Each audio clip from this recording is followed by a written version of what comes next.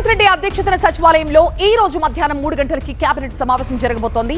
Cabinet లో కాళేశ్వరం అంశంపై చర్చించబోతున్నారు. High court తీర్పుపై సుప్రీంకోర్టుకు వెళ్లాలా, సెక్షన్ 8B ప్రకారం నోటీసులు ఇచ్చి విచారించాలని కోరాలా, ఇదే అంశాలపై కేబినెట్ లో నిర్ణయం తీసుకునే అవకాశం ఉంది.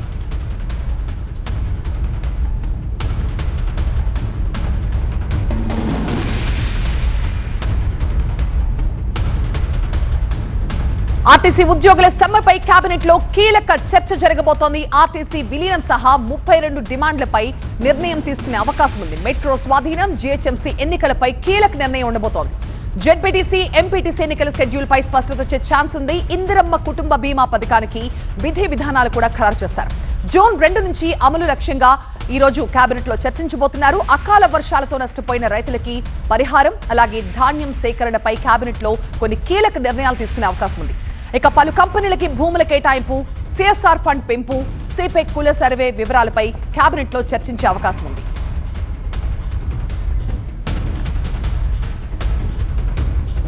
కేబినెట్ భేటీకి సంబంధించి మరింత సమాచారం మా ప్రతినిధి ప్రభాకర్ అందిస్తారు. ప్రభాకర్, లిస్ట్ చూస్తే చాలా పెద్దదే ఉంది, సుదీర్ఘంగా జరగబోతోంది వాళ్ళ కేబినెట్ భేటీ.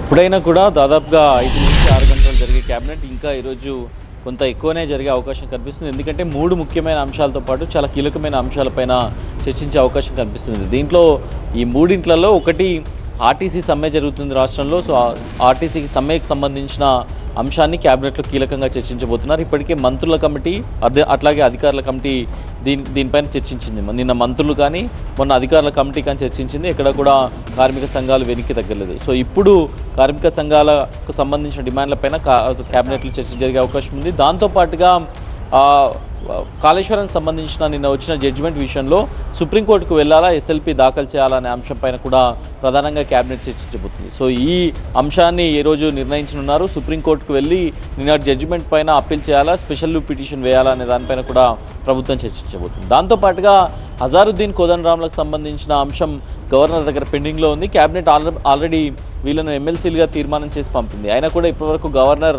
ఆమోద ముద్ర వేయలేదు. సో దానికి సంబంధించి వారం క్రితమే సీఎంతో పాటుగా legislative affairs minister Sridhar Babu గవర్నర్ని కలిశారు. సో ఈరోజు ఈ నెల 31లోగా అజారుద్దీన్ ఎమ్మెల్సీ పైన కనుక డెసిషన్ రాకపోతే ఆయన కౌన్సిల్ ఆఫ్ మినిస్టర్స్లో కేబినెట్లో ఉండడానికి అవకాశం ఉండదు. సో మళ్ళీ రాజీనామా చేపించి ప్రమాణ స్వీకారం చేస్తారా, లేకపోతే మరింత గడువు కోరే అవకాశం ఉంటుందా, ఈరోజు క్యాబినెట్లో మళ్ళొకసారి తీర్మానం చేసి పంపిస్తారు. వీటికి సంబంధించిన అంశాలు అయితే క్యాబినెట్లో ప్రధానంగా చర్చకున్నాయి. ఇక మిగతా అంశాలు ఏవైతే ఉన్నాయో వాటిని ఎజెండాలో ఏ అంశాలు, ఇందిరమ్మ బీమా పథకం జూన్ 2 నుంచి అమలు చేయడానికి అవకాశం ఉంది కాబట్టి సో దానికి సంబంధించిన అంశాన్ని కూడా పూర్తి స్థాయిలో చర్చించే అవకాశం కనిపిస్తుంది.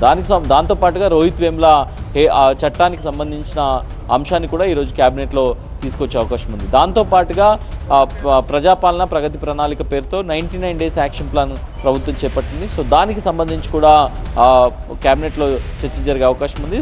చాలా సుదీర్ఘమైన అంశాలు, చాలా సుదీర్ఘమైన చర్చ కూడా జరిగే అవకాశం అయితే ఈరోజు కనిపిస్తుంది. మెయిన్గా అయితే ఈ 3 అంశాలపైన చర్చ జరిగే అవకాశం ఉంది. కీలక నిర్ణయాలు అయితే తీసుకునే అవకాశం కనిపిస్తుంది.